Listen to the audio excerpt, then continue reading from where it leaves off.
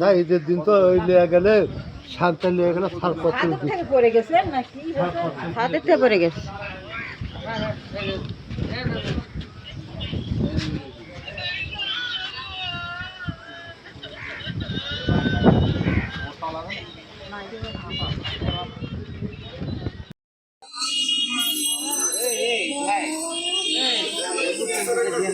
না না ফেসবুক না।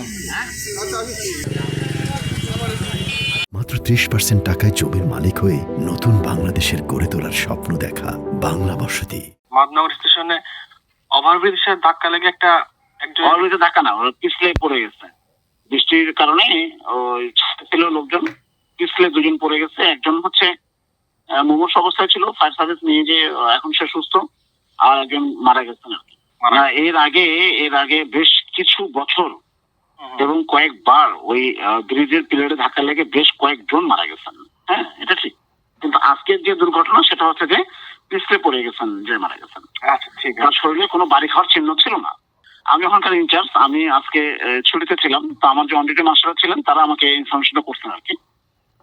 কিছুদিন পূর্বে একটা শিশুর মৃত্যু হয় ওই পিলারের সাথে ধাক্কা লেগে, ব্যাপারটা কি সত্য? হ্যাঁ হ্যাঁ হ্যাঁ, কিছুদিন আগে একজন মারা গেছে।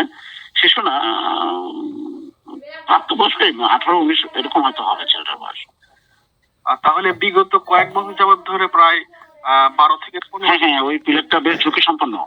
আমাদের রেলওয়ের ব্রিজ ইঞ্জিনিয়ার যে ব্রিজ দেখাশোনা করে, উনি বিশেষ অফিসার, তো ওনাকে বেশ কয়েকবার আমরা নলেজ দিচ্ছি এবং গত কয়েকদিন আগে ওনারা টোটালি করে কয়েকবার দেখেও গেছেন, মাপজোক করে নিয়ে গেছেন।